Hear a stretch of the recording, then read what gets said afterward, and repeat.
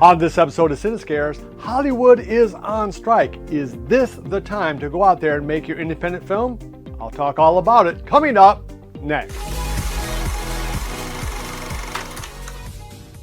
Hey everybody, welcome on back into another episode of Cinescares. I'm your host JDV. Welcome to a very hot studio that I still don't have air conditioning in because I'm not made out of money. All right, as most of you guys probably already know, Hollywood actors and writers are on strike now. Writers have been on strike for almost 3 months now. Actors, I think, for about 10 days, 2 weeks, something like that. Which got me to thinking, is that going to provide an opportunity for us as independent horror filmmakers or sci-fi, whatever it is that you do?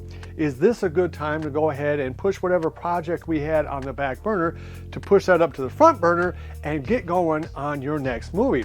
And I have 3 reasons why that is actually true and 1 big reason why it's not. Let's start off with the reasons why it is a good idea first. All right, the first reason why I actually think that this is a good time to jump in, better than normal perhaps, is the fact that with the delay in productions shooting right now, that's because nobody's shooting anything. None of the fall TV shows are shooting right now, and they normally would be shooting. Any movie looking at like a fall type release or early winter release, all those are being pushed back. It's so bad that big movie companies like Warner Brothers are already talking about delaying the release of previously scheduled films like Dune 2, into next year, just so that they have some content that's going out to the movie theaters. So it's very clear that they are worried about what this delay is having, and every week that goes by is another week which there will be no new content on any of the networks, any of the movie theaters, and none of the video on demand services like Netflix, Hulu, and Amazon. As more and more time goes by, they're going to get ever more desperate for things to put out new, because the reality is the TV networks and the video on demand services must bring out new content constantly. Otherwise, why are people going to shell out $10 a month to keep those services? They're just not. It'd be cheaper to go ahead and buy a Blu-ray of whatever movie they want to watch and get it that way, have it forever, look better too, as opposed to paying $10 a month and getting nothing new.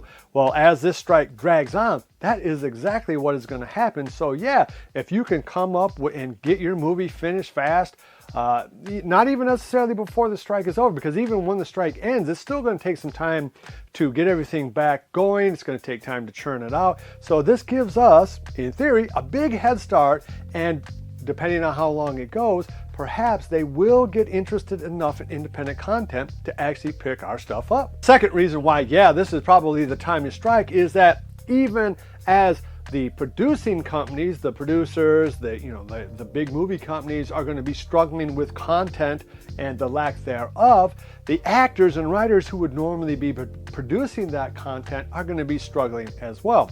And you think, well, that's crazy, they're all millionaires and everything. Well, the fact is, most actors are not millionaires. The vast majority of Screen Actor Guild actors are living paycheck to paycheck. And the dirty little secret is that, yeah, even some of the most famous names that you're gonna know are also essentially living movie to movie, paycheck to paycheck. That means that as the strike goes on, you're going to have people who are nominally in SAG, and they've been some things, they have their cards. You might be a little bit more willing to risk it to be in your movie. Likewise, you could get a name actor for much cheaper if they're not afraid of losing their SAG card. And yes, right now you probably won't, but a month from now, 30 days, 60 days from now, if this strike is still going on, you're going to be shocked how easy it is to get talented actors to come act in your film, particularly if you're in hotbeds of actors like New York, Chicago, LA, down in Georgia, Vancouver. Those people are going to really start hurting for money, and they might be willing to do your movie for a whole lot less than they would normally. And that's a good thing for us. Last reason why I think that it is time to jump in is because it's always the time to jump in. If this is the thing that kind of gets you off the ledge to make your very first film, then I view this as a good thing. It's very scary getting out there and making your first full-length film, especially if you've ever directed any shorts. You realize how hard it is to make a 10-minute long short. Well, magnify that times 8, 9, or 10 in terms of length, and it just gets exponentially that much harder. Now, I've done 5 full-length films, bunch of shorts, And, you know, it kind of takes a certain reckless abandonment and or stupidity to jump in and do this. So to me, if this strike helps get you to jump in and go ahead and make that film that you've always wanted, then I think that's a good thing. So it's not just actors, it's not just the writers, it's the directors, it's everybody who has anything to do with making movies, painters, plasterers, carpenters, I mean, you name it, they're all hurting right now. So you might be able to luck into a great production designer right now for not very much money, or a great casting agent who knows a whole bunch of, say, Screen Actors Guild actors that they're like, well, okay, you know, everybody has to pay their bills. It's not just the actors, it's not just the writers, everybody does. So again, there's that economic pressure, and that leads, you know, gives us an ability to maybe get a few of these people we normally wouldn't be able to afford to come work on your movie. So I said that there's a big negative to the potential of you jumping in and making your film right now because of the strike. And that's because it's just because everybody's on strike in Hollywood doesn't mean that your project is mature enough or ready enough to go out the door yet. Famously, Clint Eastwood sat on the script for Unforgiven for, I think, 30 years, 25 years, a very long time. He essentially waited till he was old enough to play the part before he made the film. So if you have a film that you know you're not quite there yet in terms of your technical skills, and you want to make a couple of other short films, or you really hope to get this person as an actor, but they're not quite old enough yet, and you want them to have a couple more years on the tire, so to speak.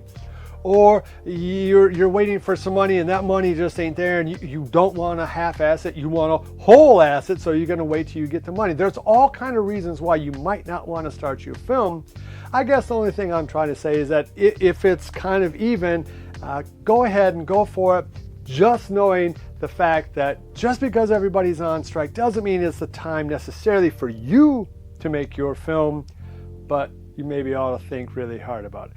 All right, if you guys like this kind of content, give me a thumbs up on the way out the door. Please subscribe to the channel if you haven't already. Hit the notification bell so you know when videos like this come out. And maybe I can buy an air conditioner for this studio one day. All right, I'll see you guys later. Mwah! Be sure to visit evilgeniusentertainment.com for exclusive content, swag, casting call news, and much, much more.